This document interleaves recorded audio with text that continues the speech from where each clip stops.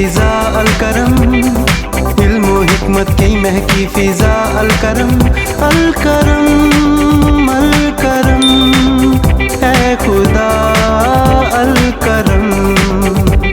Al-Karam high school, Sher Shah road, داتا نگر، بادامی باغ، لاہور۔ السلام علیکم عزیز طلباء و طلبات، میں سر عبدالحمید الکرم ہائی اسکول داتا نگر کی طرف سے 8ویں کلاس کے جنرل سائنس کے آج کے لیکچر کے ساتھ حاضر ہوں۔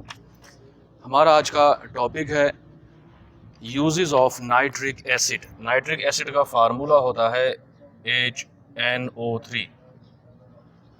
اردو میڈیم کے اسٹوڈنٹ میرے الفاظ کو غور سے سنیں تو وہ ان کا سلیبس کور ہو جائے گا۔ اس میں نائٹرک ایسڈ یا HNO3 کا جو پہلا استعمال ہے in the manufacture of fertiliser. Manufacture یہ لفظ بار بار آئے گا، اس کا مطلب ہے تیاری۔ فرٹیلائزر کھاد ایسے تمام مواد ہے جو زمین کی زرخیزی میں اضافہ کرتے ہیں۔ جب ہم ایک زمین میں بار بار فصل اگاتے ہیں تو اسے زمین کے اندر جو نیوٹرینٹس ہے، غذائی مادے ہیں، وہ کم ہو جاتے ہیں، اور جب ہم بعد میں اس پر کوئی فصل اگاتے ہیں تو اس سے اس فصل کی پیداوار میں کمی واقع ہو جاتی ہے۔ تو زمین کی زرخیزی میں اضافے کے لیے جو مصنوعی کیمیکل بناتے ہیں اسے فرٹیلائزر کہا جاتا ہے۔ یہ فرٹیلائزر ہے، کھاد ہے ایمونیم نائٹریٹ۔ HNO3 کا دوسرا جو استعمال ہے یہ دھماکہ خیز مواد کی تیاری میں استعمال ہوتا ہے۔ ایکسپلوسیو دھماکہ خیز مواد اس کی تیاری میں استعمال ہوتا ہے۔ ڈائز کی تیاری میں استعمال ہوتا ہے۔ ڈائز بولتے ہیں رنگ وغیرہ جو ہم رنگ روغن کرتے ہیں، دروازوں پر، کھڑکیوں کے اوپر، دیواروں پر، ڈسٹمپ پر پینٹ کرتے ہیں، وہ ڈائز ہے۔ پلاسٹک اینڈ آرٹیفیشل مصنوعی ریشم جو ریشمی کپڑا استعمال کرتے ہیں۔ ایک ہے قدرتی ریشم جس کے لیے ریشم کے کیڑے استعمال ہوتے ہیں جو شہتوت کے پتے کھاتے ہیں اور اپنے جسم کے گرد پھر یہ ریشم کر دیتے اور اس کے اوپر پھر گرم پانی ڈال کر وہاں سے ریشم حاصل کیا جاتا ہے۔ لیکن مصنوعی ریشم، آرٹیفیشل ریشم تیار کیا جاتا ہے HNO3 سے۔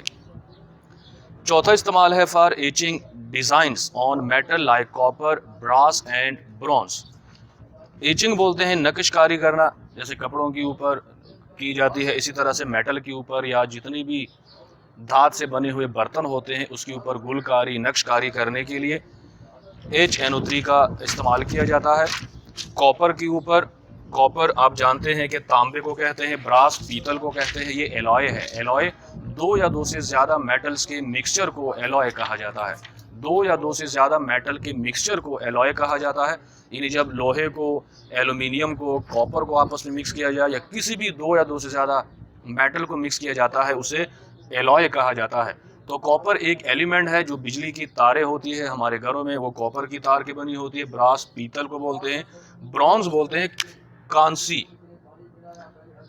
یہ کانسی ہے، کھانسی نہیں ہے، کف نہیں ہے، برونز یہ ایک مکسچر ہے کاپر اور جست ٹن، یہ دو میٹل ہے، ان کے مکسچر کو برونز کہا جاتا ہے۔ اس سے جو میڈل ہوتے ہیں، تمغے جو کھلاڑیوں کو دیے جاتے ہیں، ایک گولڈ کا تمغہ دیا جاتا ہے، پھر دوسرے نمبر پر جو قیمتی تمغہ ہوتا ہے وہ سلور کا تمغہ ہے، میڈل، اور جو تیسرے نمبر پر قیمتی تمغہ ہوتا ہے وہ برونز، کانسی کا۔ تو ایک یہ کانسی ہے اور ایک یہ ہے، تو اس سے مراد یہ نہیں ہے، یہ میٹل ہے، ایلوائے ہے۔ ایلوائے دو یا دو سے زیادہ میٹل کا مکسچر ہے۔ دوسرا ہے سلفیورک ایسڈ۔ تو سلفیورک ایسڈ کا فارمولہ ہے H2SO4۔ اس کا پہلا استعمال ہے ایز اے ڈی ہائیڈریٹنگ ایجنٹ، یعنی اس کو ایز اے خشک کنندہ۔ اکثر آپ لوگوں نے دوائیوں کے اندر چھوٹے چھوٹے تھیلی دیکھی ہوگی، اس کے اندر چھوٹے چھوٹے دانے ہوتے ہیں، وہ کیا کرتے ہیں، اس میڈیسن کی بوتل کے اندر نمی کو جذب کرتے ہیں، اسے بولتے ہیں ڈی ہائیڈریٹنگ ایجنٹ، یعنی نمی جذب کرنے والے یا خشک کنندہ۔ پانی کے مالیکول کو یہ جذب کر دیتے ہیں، خشک کنندہ ایجنٹ کے طور پر اس کا استعمال کرتے ہیں۔ یہ میں نے نام لکھے ہوئے کچھ کھاد ہے جو زمین کی زرخیزی میں اضافہ کرتے ہیں۔ ایمونیم فاسفیٹ ہے، کیلشیم ایمونیم فاسفیٹ ہے، کیلشیم سپر فاسفیٹ ہے، یہ فرٹیلائزر ہے، یہ کھاد ہے۔ اس کی تیاری، اس کی مینوفیکچرنگ میں بھی سلفیورک ایسڈ کا استعمال ہوتا ہے۔ اس کے علاوہ سلفیورک ایسڈ کا استعمال مینوفیکچر آف سیلولائڈ پلاسٹک، یہ ہے लॉयड प्लास्टिक। ये पहले जो कैमरे के अंदर रील इस्तेमाल करते थे या फोटोग्राफिक जो स्क्रीन इस्तेमाल की जाती है, उस प्लास्टिक को बोलते हैं कि ये सेलुलॉइड प्लास्टिक है, जिसके ऊपर नेगेटिव बनते थे पुराने, या जो एक्सरे की शीट बनती है उस तरह के प्लास्टिक को सेलुलॉइड प्लास्टिक कहते हैं। आर्टिफिशियल सिल्क मसनूई रेशम बनाने में पेंट्स और ड्रग्स बोलते हैं अद्वियात को ड्रग्स कहा जाता है, ये बनाने में सल्फ्यूरिक एसिड। इसके अलावा इसका इस्तेमाल होता है पेट्रोलियम रिफाइनिंग, यानी पेट्रोल को खालिस करना। जब हम ज़मीन से ये ख़ाम माल निकालते हैं तो इसके अंदर बहुत से हाइड्रोकार्बन, बहुत से नामियाती मुरक्कबात, मट्टी के ज़रात का मजमुआ होता है।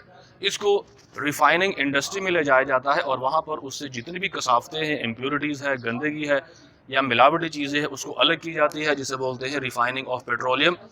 टेक्सटाइल बोलते हैं कपड़ा साजी की सनत, जहाँ पर कपड़े बनते हैं, कपड़ों की मिलें, कपड़ों की इंडस्ट्रीज़ को टेक्सटाइल मिल्स कहा जाता है। तो कपड़ा साजी में भी सल्फ्यूरिक एसिड। एंड लेदर चमड़ा बनाने वाले जितने भी टैनरीज बोलते हैं चमड़े के कारखाने, तो लेदर चमड़े से बनाई जाने वाली मसनूआत जिसमें बैग्स है, जूतियाँ है या जैकेट्स है, ये सारे के सारे सल्फ्यूरिक एसिड इसकी तैयारी में इस्तेमाल होता है। और आजकल इसका जो अहम इस्तेमाल है वो लेड स्टोरेज जो हम घरों में इस्तेमाल करते हैं, यूपीएस के लिए जो बैटरी इस्तेमाल करते हैं, गाड़ियों में, मोटरसाइकिलों के अंदर जो बैटरी का इस्तेमाल करते हैं, उसमें तेज़ाब होता है, वो सल्फ्यूरिक एसिड होता है। तो इतने सारे इस्तेमालात है। सल्फ्यूरिक एसिड की अहमियत का अंदाज़ा इस बात से लगाया जाता है कि इसका इस्तेमाल बहुत सारे कंपाउंड की तैयारी में होता है, इसलिए सल्फ्यूरिक एसिड को केमिकल्स का बादशाह कहा जाता है, किंग ऑफ केमिकल। इन सारे इस्तेमालात की वजह से कि सल्फ्यूरिक एसिड हमारे रोज़मर्रा ज़िंदगी में इतने वसी पैमाने पर केमिकल की तैयारी में इस्तेमाल होता है, इसलिए सल्फ्यूरिक एसिड को केमिकल्स का बादशाह कहा जाता है। तो सल्फ्यूरिक एसिड को H2SO4 को कहा जाता है कि ये केमिकल्स का बादशाह है, किंग ऑफ केमिकल, क्योंकि वसी पैमाने पर इसका इस्तेमाल होता है। तो आपको उम्मीद है कि समझ आई होगी आज का ये हमारा लेक्चर। अल्लाह हाफिज़।